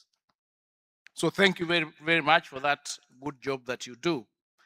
The National Land Commissioners here present, and thank you for supporting us, and thank you for agreeing that you will support all our institutions to get their titles so that those people who encroach on our pieces of land cannot have the opportunity to do so once we have the titles. The principals here present, all of you, distinguished guests, ladies and gentlemen, good afternoon. Good afternoon again. Bwana asifiwe. Let me first start by confirming, just like the chair of TSC indicated, that the resolutions that you passed here are crucial for our sector, and they are quite inclusive. And we're going to have discussions about them. And let me say that we as a ministry are in support of those resolutions because they will improve our sector. So we are in support, we are behind them. And remember, last year when we were here, we had very, very many challenges, including the issue of capitation. I know we had two challenges with capitation. One was delayed capitation, and secondly, capitation that was given below the amount that is supposed to be given, which is 22,240. We have been able to resolve one of those. That is, we are now able to release the capitation in the last two terms, a few days before schools open. I don't know whether that is a statement of fact, and if you have not received, or if you did not receive your capitation 3 or so days before schools opened, let us get in touch with us and we find out what was the hitch, whether it is an issue relating to your bank accounts or things like that. But we have committed through His Excellency the President that going forward, we will be releasing capitation before schools open. The second problem of the amount, we are working on it. And I promised you last year that one of my aims is to ensure that we reach that figure of 22,240 yearly. And I'm happy that we are aligned with the members of parliament who do the actual allocation of these resources, that you will support us when we present the figures so that we ring fence that amount so that we can be sure that our children are getting what they are entitled to. Harrison, you are new to the committee. I campaigned for you. Remember when we were in Magarini? TVET, you know? Yeah, tulikuwa nawe pale tuki. And thank you. So, ladies and gentlemen, it gives me great pleasure to join you this afternoon for the closing of the 49th Annual National Conference of the Kenya Secondary Schools Heads Association. This conference remains an invaluable platform for professional engagement, reflection, and dialogue on the current and future education sector issues. I commend the leadership of KESHA for organizing yet another impactful conference. We value your partnership and appreciate the critical role that principals continue to play in advancing our national education agenda. Ladies and gentlemen, the theme of this year's conference, Strong Schools and Collaborative Leadership for Promoting Competency-Based Education, is both timely and relevant. It speaks directly to the realities facing our schools today and to the leadership required to successfully navigate one of the most significant educational reforms that our country is undertaking currently. The implementation of the competency-based education has now entered a defining phase. Earlier this year, you oversaw a seamless transition of the first cohort of learners into senior school, marking a major milestone in our reform journey. This transition reflects a deliberate shift towards an education model that seeks to nurture the talents, the interests, the values, and competencies of every learner while preparing them for productive participation in our society and in the economy. The success of this new transformative educational model does not depend just on the policies and directives issued from the ministry. It will largely depend on what happens within your schools and classrooms. It will depend on the quality of leadership provided by principals, the commitment demonstrated by the teachers, and the extent to which schools create environments that allow learners to discover and develop their potential. Ladies and gentlemen, as school leaders, you occupy a strategic position in the transformation. You are not merely managers of institutions, you are leaders of learning. You are responsible for creating schools culture that inspire excellence, that inspire innovation, discipline, and inclusion. This is why we take very seriously the deliberations and outcomes of this conference. As a government, we acknowledge that the sector has challenges that require to be addressed.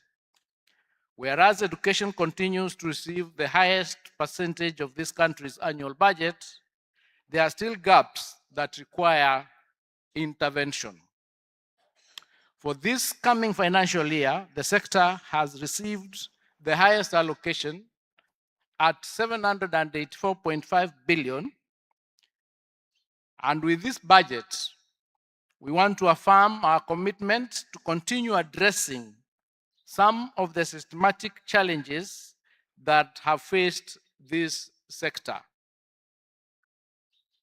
This sum has been raised from what we received last year, which was 702 billion to 784. So we intend to work very diligently to ensure that because of these resources, we will be able to resolve some of the long outstanding challenges that we face.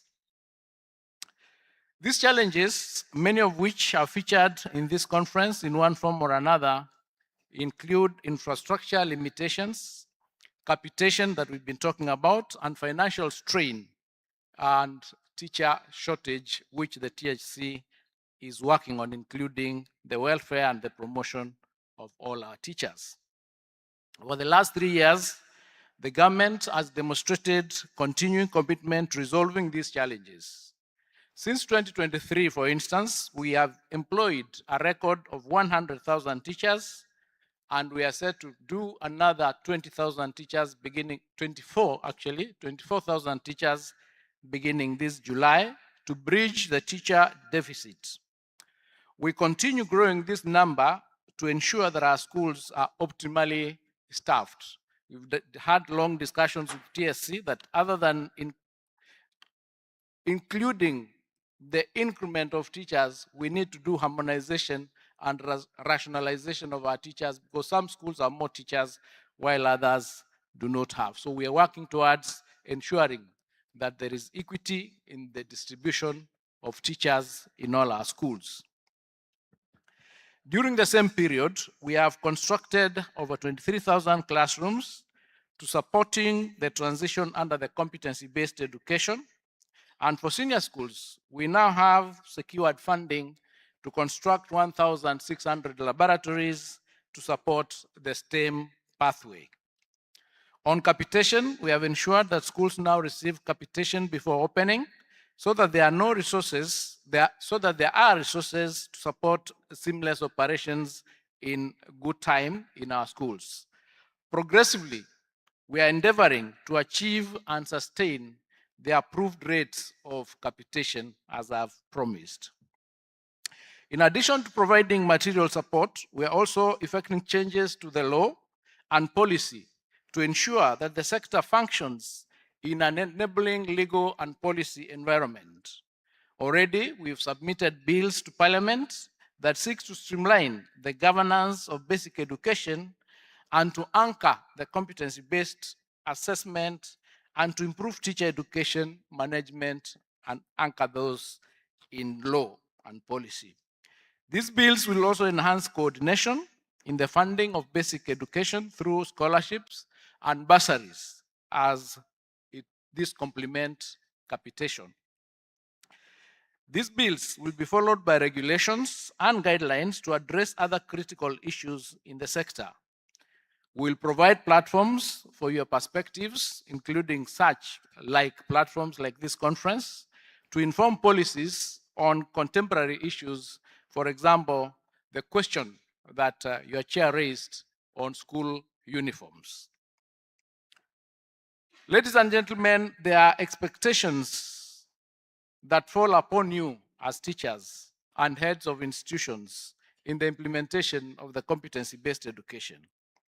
One area, and it's been mentioned here, that deserves particular attention from all school leaders is career guidance and learner transition support. The introduction of pathways and subject combinations at senior schools has fundamentally changed how learners make educational choices. Learners are now required to make decisions that will influence their future education, training, and career trajectories. This reality places a greater responsibility upon schools to provide a structured, accurate, and continuous career guidance. Learners require guidance to appreciate the opportunities available within the various pathways so that they can make informed decisions about their future. I therefore call upon all of you, our school leaders, to strengthen career guidance programs within your institutions by establishing robust career guidance structures, equipping teachers appropriately, and actively engaging parents in career guidance processes. Ladies and gentlemen, closely related to this is the need to strengthen guidance and counseling programs. Today's learners face challenges that are increasingly complex. Issues that have been mentioned here, including mental health, social media influence, peer pressure, family challenges, substance abuse, and personal identification continue to affect many of our young people. Schools must therefore provide safe spaces where learners can seek support and guidance. Guidance and counseling should not be viewed as a peripheral service. They should be central components of learner support systems. At the same time, disciplinary processes must remain firm, they must remain fair, and they must be transparent. Discipline remains a fundamental pillar of effective learning and orderly school management. As a government, we will support our teachers in effecting firm and fair disciplinary measures in schools in line with the law and the guidelines. Ladies and gentlemen, we must also pay close attention to learners' well-being. Let us not become too focused on academic achievements alone and forget the broader developmental needs of learners. Academic success and learner wellness are not competing priorities. They are, in fact, mutually reinforcing. As school leaders, you should ensure that learners have adequate opportunities to undertake sports, to undertake games, clubs, music, drama, and other co-curricular activities.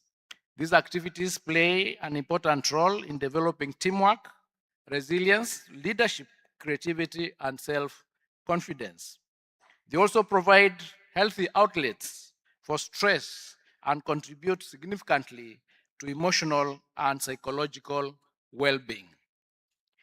In order to position our schools to effectively foster learner and staff well-being, we must build the necessary capacity through education and training that is appropriately tailored. In this regard, the Open University of Kenya has developed a self-paced course on school stability and learner welfare for teachers and principals. This course is designed to build institutional capacity for promoting safe, stable, and learner-centered school environment through early risk identification and building positive school cultures. Through the university's flexible and online delivery models, educators can attend the course without disrupting the school operations. As we discuss learner welfare, we must also reaffirm our commitment to inclusion. One of the core principles underpinning the competency-based education is the recognition that every learner has potential.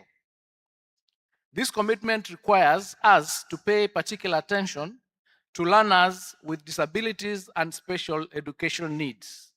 These learners must be given opportunities for meaningful participation in academic and co-curricular activities.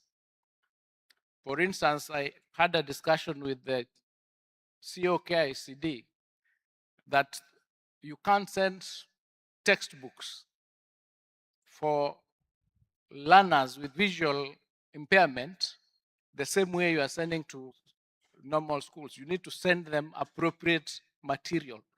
So I went to a school, I found they have a whole heap of books that they don't need.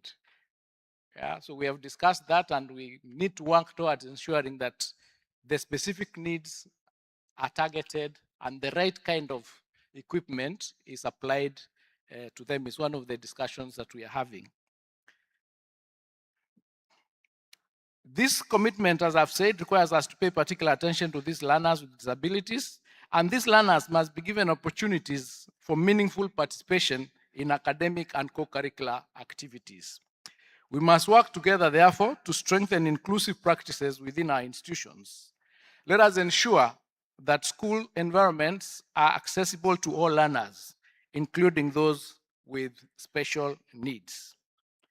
The point, ladies and gentlemen, that I have to make is that strong schools do not emerge by accident. They are built through visionary leadership, sound governance, and a deliberate commitment to learner and staff welfare. The recent wave of unrest reminds us that strong schools are built on the quality of relationships that exist within the school community. Although the greater majority of schools were not affected, the incidents of unrest provide important lessons for all of us. Experience and investigations conducted over the years have shown that student unrest is rarely triggered by a single factor. There are several contributing factors, including breakdowns in communication between school management and learners, perceptions of unfair disciplinary processes, and school policies that may be perceived as punitive, unreasonable, or inconsistently applied. While no grievance can ever justify violence, destruction of property, or acts of arson, these experiences remind us that effective leadership requires more than enforcing rules. As a government, we are keen on finding a long-term solution to the challenges of unrest that we face. We want to ensure that our schools are safe spaces for learners and that public property is not destroyed and life is not lost. If we do not find long-term solutions to these challenges, the massive investments and the loss of life, including what the government and parents have invested, make the education sector a crisis area. In this regard, we are constituting a multi-stakeholder task team to undertake a comprehensive review of the challenges of unrest and to make recommendations for institutionalizing effective dialogue and peaceful coexistence in schools. This task team will have a broad mandate of evaluating the challenges of unrest and the causative factors. The task team will include all stakeholders in the education ecosystem and will have extensive terms of reference to address this problem comprehensively.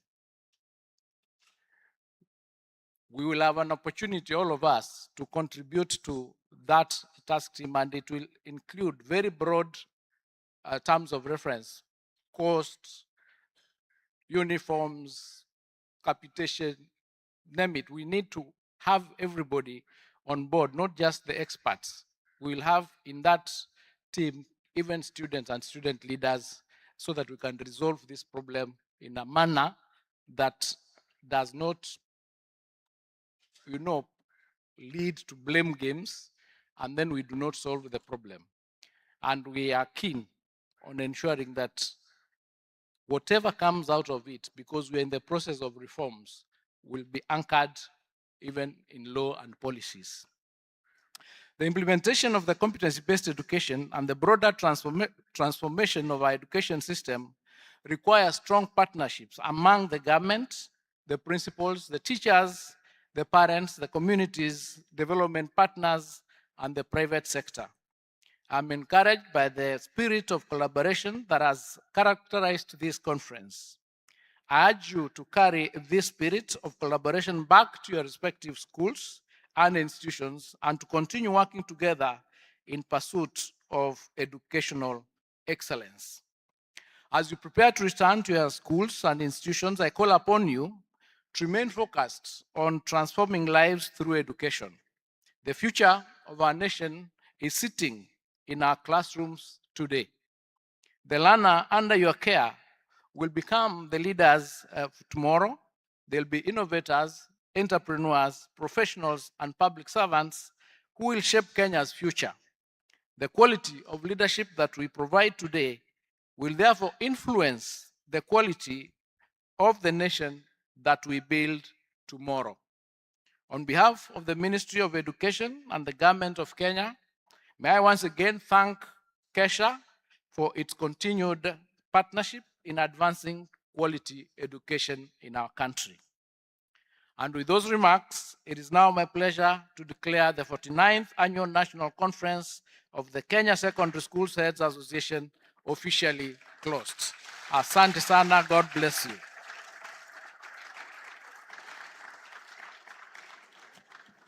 Thank you very much. Asanteni, murudi nyumbani salama.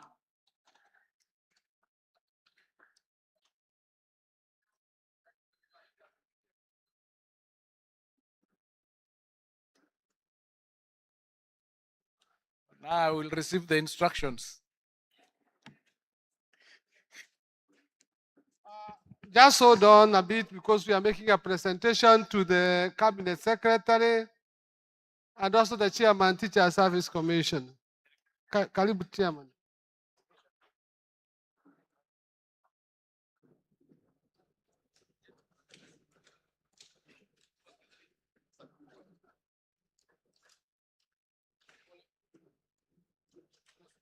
So we are now presenting to the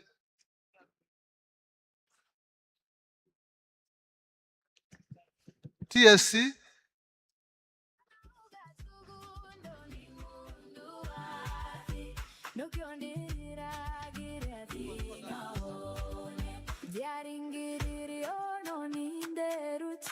Now we are presenting to the Cabinet Secretary.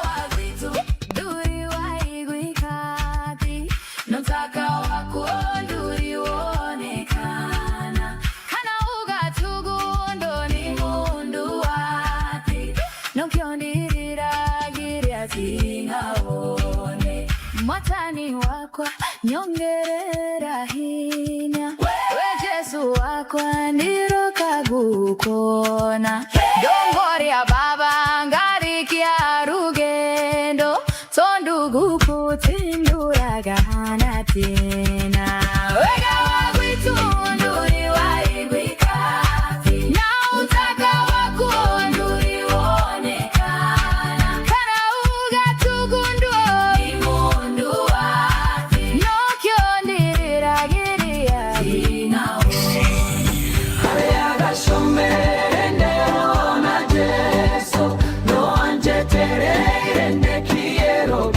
Okay, let's be standing for the national anthem. Let us all stand up for the national anthem as Pamela Otieno prepares to offer the closing prayer. Pamela Otieno from Vihiga, kindly come forward. The national anthem of Kenya and the East African anthem. Band.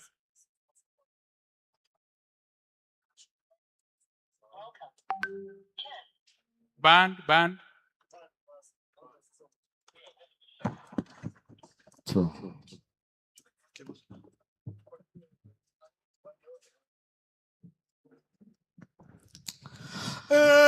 Mungu nguvu yetu, ilete baraka kwetu, haki iwe ngao na mlinzi, na tukae na udugu, amani na uhuru, raha tupate na ustawi. Mungu twaomba uilinde Jumuiya Afrika Mashariki, tuwezeshe kuishi kwa amani, tutimize na malengo yetu. Jumuiya yetu sote tuilinde, tuwajibike, tuimarike. Umoja wetu ni nguzo yetu, idumu jumuiya yetu. Closing prayers.